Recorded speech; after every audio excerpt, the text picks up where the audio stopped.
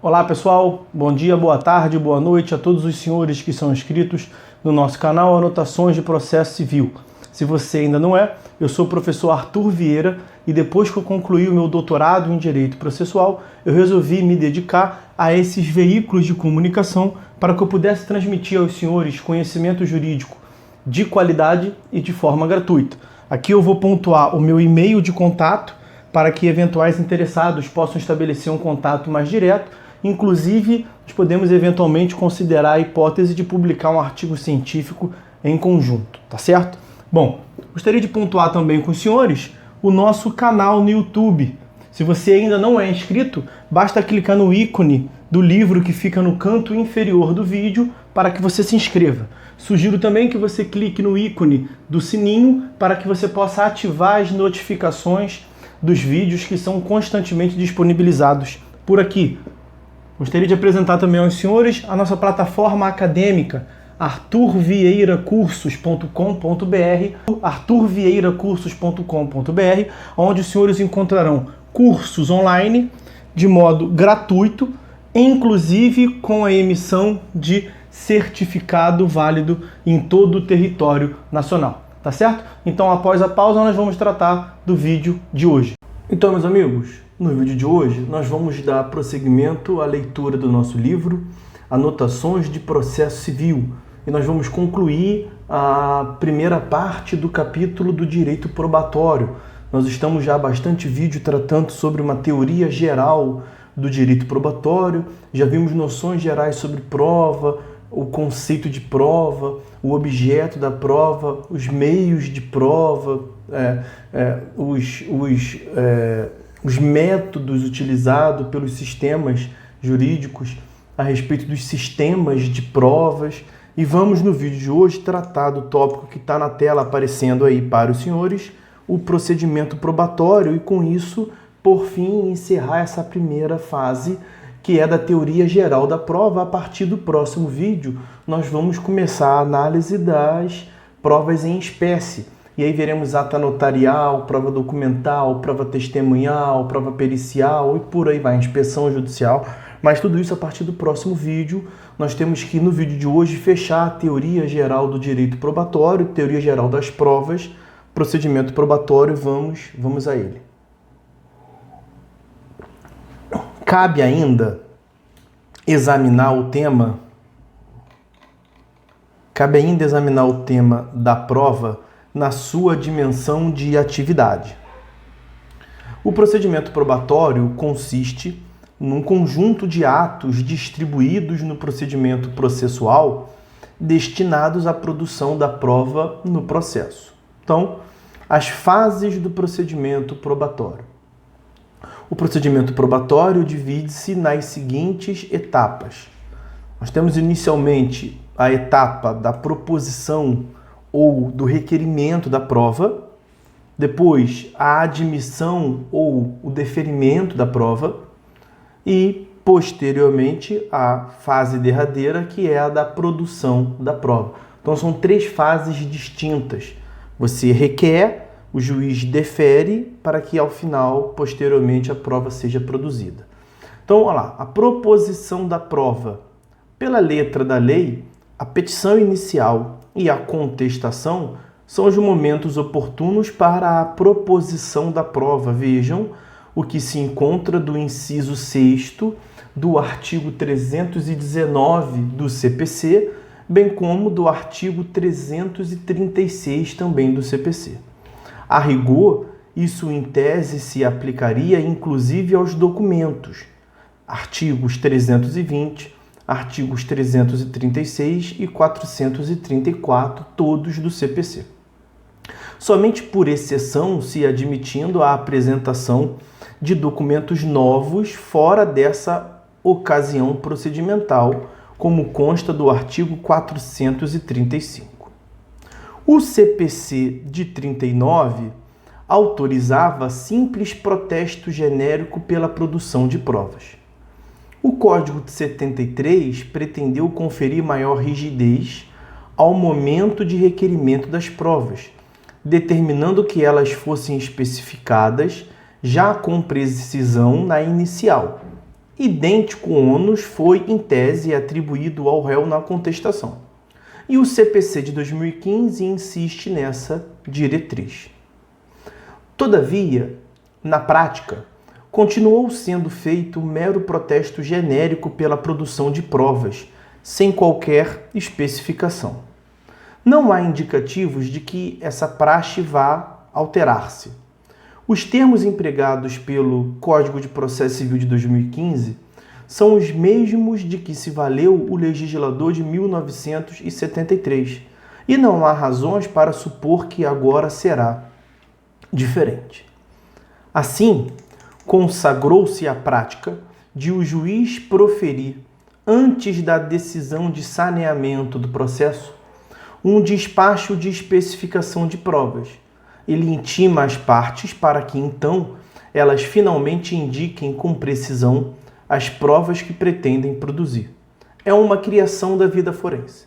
Não há previsão nesse sentido no CPC, como não havia no código anterior.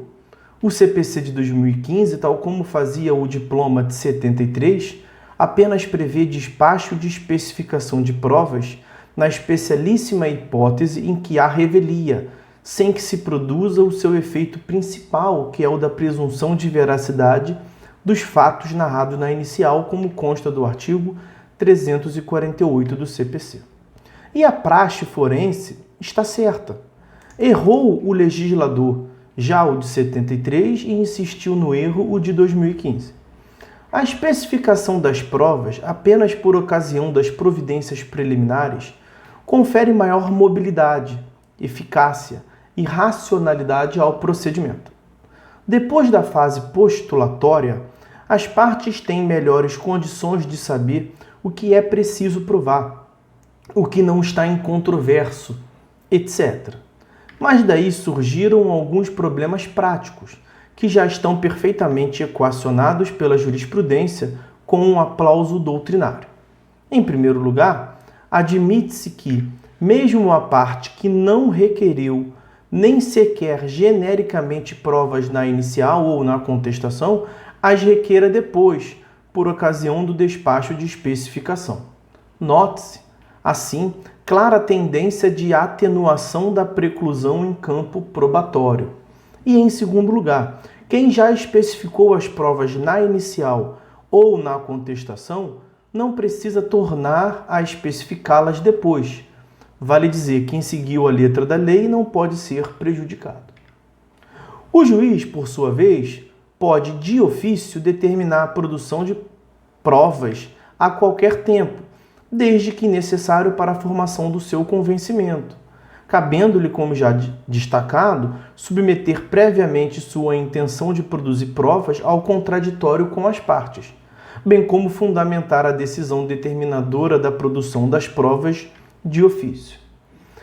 Quanto à segunda etapa desse procedimento probatório, a admissão da prova. Em geral, as provas são deferidas por ocasião da decisão de saneamento do processo. Vejam o que se encontra do artigo 357 no inciso 2º do CPC.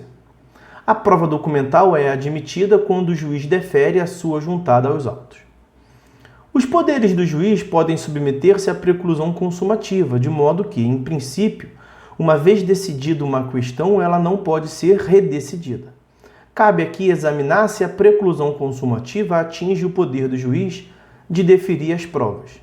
Se uma prova é indeferida, não fica excluída a possibilidade de o juiz vir, posteriormente, a determinar sua produção, na medida em que apenas depois constate sua imprescindibilidade para a formação do seu convencimento. Como já destacado, haverá de submeter a questão ao contraditório com as partes e sua decisão precisará ser fundamentada. Essa possibilidade de deferir a prova antes indeferida é uma decorrência do próprio poder de iniciativa probatória do juiz.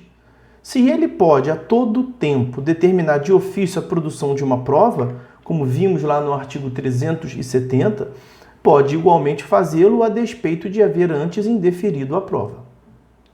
Já o contrário não é verdadeiro. Se a prova foi inicialmente deferida e se iniciou a sua produção, não é possível o juiz voltar atrás e indeferi-la. Isso afrontaria a segurança jurídica que deve prevalecer no curso do processo. Com o deferimento da prova e início de sua produção, ainda que com atos preparatórios, estabiliza-se uma situação processual. A parte que requereu e obteve autorização para produzi-la investe-se em posição jurídica que não pode simplesmente ser suprimida. Há quem chegue a falar em direito adquirido à produção da prova. A expressão, que por muito tempo foi desdenhada, por supostamente retratar uma concepção muito privatista do processo, volta a ganhar força em um ordenamento que ora reconhece expressamente o direito autônomo à prova. E nós temos uma terceira fase, que é a da produção em si da prova. O momento adequado para a produção da prova variará de acordo com o meio de prova de que se trate. A prova documental é produzida na medida em que se junta aos autos, juntada aos autos. Assim, em geral, seu requerimento, admissão e produção ocorrem de modo praticamente simultâneo. A exceção dá-se quando o documento não se encontra em poder daquele que requer sua exibição, hipótese em que se terá a clara dissociação dos três momentos. A prova pericial normalmente deve anteceder a audiência de instrução e julgamento. Até porque, de acordo com a regra do parágrafo 3º do artigo 477 do CPC, a parte que pretender obter esclarecimentos do perito deverá requerer ao juiz que mande intimá-lo para comparecer à audiência de instrução e julgamento. A inspeção judicial pode realizar a qualquer tempo, artigo 481, até a prolação da sentença. A prova testemunhal, em princípio, será produzida na audiência de instrução e julgamento, como se vê do artigo 449, embora seja possível que em certas situações a testemunha seja ouvida em momento e local diversos, como nós veremos em outros vídeos. Alteração da ordem probatória. O juiz tem o poder de alterar a ordem de produção dos meios de prova, adequando-os às necessidades do conflito de modo a conferir maior efetividade à tutela do direito. É o que consta lá de um dos importantes incisos introduzidos pelo Código de 2015, o inciso 6º, que foi introduzido ao artigo 139 do CPC. Essa regra destina-se a dar ao procedimento maior plasticidade, amaldando as peculiaridades do conflito. Por exemplo, as circunstâncias concretas podem justificar que, antes de realizar a prova pericial, ouçam-se as testemunhas, pois o depoimento delas tende a fornecer parâmetros relevantes para a perícia. Ou, então, pode ser necessário o adiamento de uma prova no curso procedimental, diante do risco da impossibilidade de sua produção posterior. Por exemplo, a testemunha está muito doente e pode não sobreviver até a data da audiência. A alteração da ordem probatória pode ser determinada de ofício ou a requerimento de qualquer das partes. Mas, para tanto, em primeiro lugar, o juiz deverá submeter a questão previamente às partes. Contraditório, artigo 10 do CPC, artigo 5º, inciso 55 da Constituição Federal. Em segundo lugar, a alteração da ordem das provas não pode gerar nenhum sacrifício ou restrição ao direito de produção de provas pelas partes. E em terceiro lugar, a decisão sobre o tema, seja ou não de deferimento das partes, seja ou não de deferimento da alteração, deve ser sempre fundamentada. Inciso 9º do artigo 93 da Constituição e artigo 11 do CPC. A alteração da ordem probatória pode ainda derivar de negócio jurídico celebrado entre as partes, com a chancela do juiz. A cláusula geral de negócios jurídicos processuais, artigo 190 e 191 do CPC. A definição consensual do calendário do processo pode abranger a própria definição da ordem dos atos processuais. Então, meus amigos, essas foram as considerações que nós tínhamos que ver para encerrar a teoria geral das provas. O próximo tópico que nós iniciaremos a partir do próximo vídeo está aqui, ó, das espécies de prova, e começaremos pelo depoimento pessoal. Então, por hora é só, meus amigos. Fiquem todos com Deus e até a próxima.